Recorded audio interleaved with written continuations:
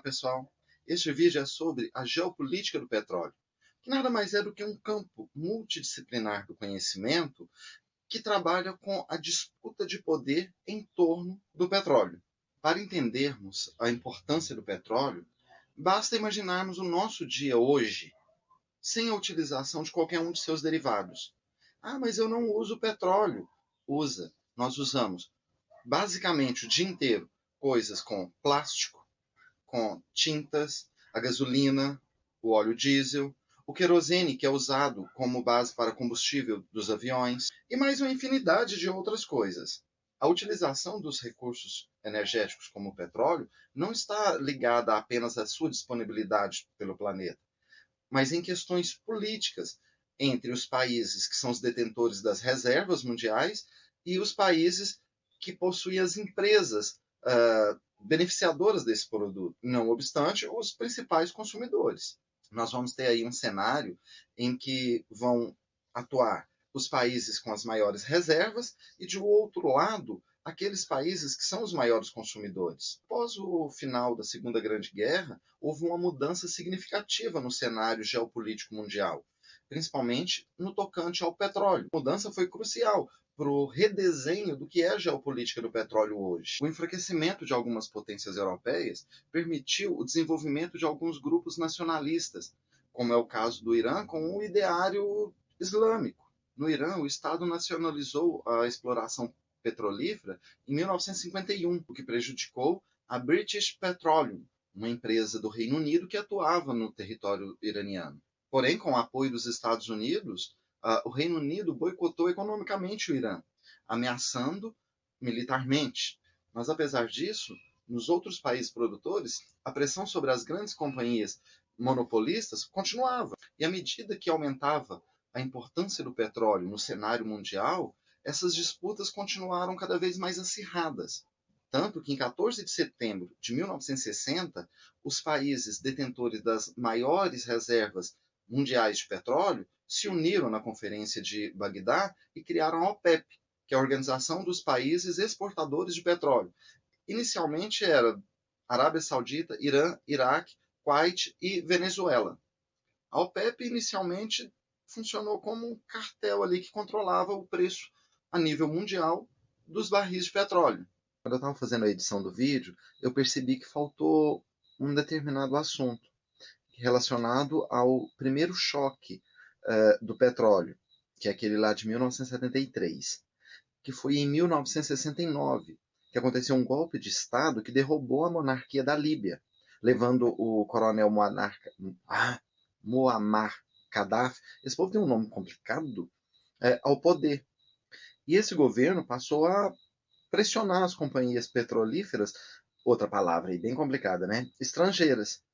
Ele queria que aumentasse o valor do barril de petróleo em 43 centavos de dólar. A Exxon, uma dessas grandes empresas petrolíferas, ofereceu de contra-oferta meio centavo, o que não agradou muito, né?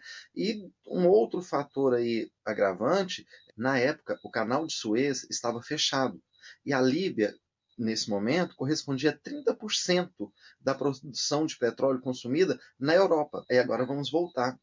Por fim, o governo líbio conseguiu um aumento de 30 centavos no barril de petróleo. E também em relação aos lucros, que passou de 50% para 55%.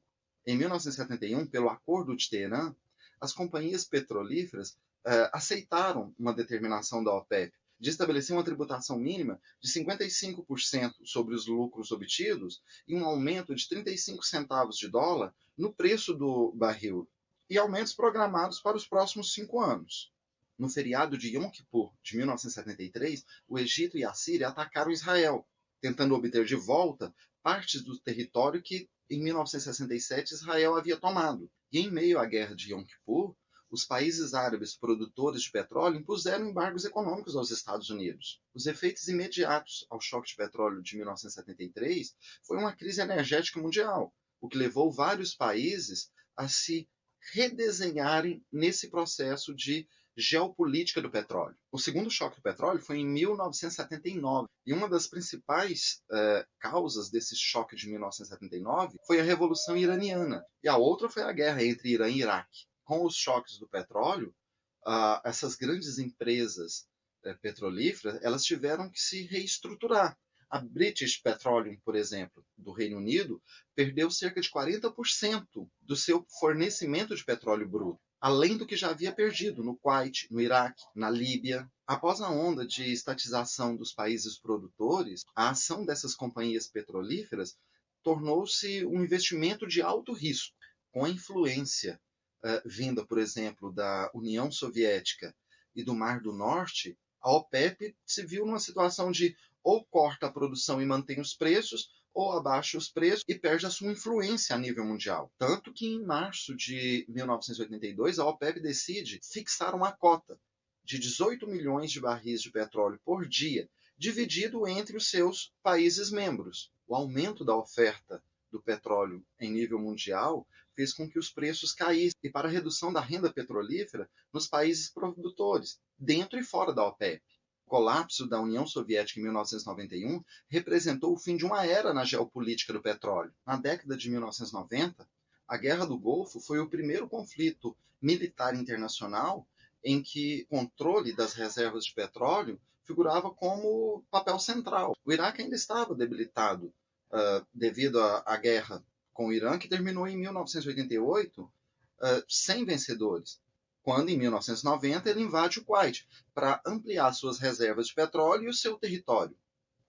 O regime de Saddam Hussein queria figurar o Iraque como a maior potência no Golfo Pérsico e o principal país no mundo árabe, uma vez que o Egito perdeu essa posição quando, após a guerra de Yom Kippur, firmou um acordo de paz com Israel, e até mesmo reconhecendo a sua legitimidade como um Estado.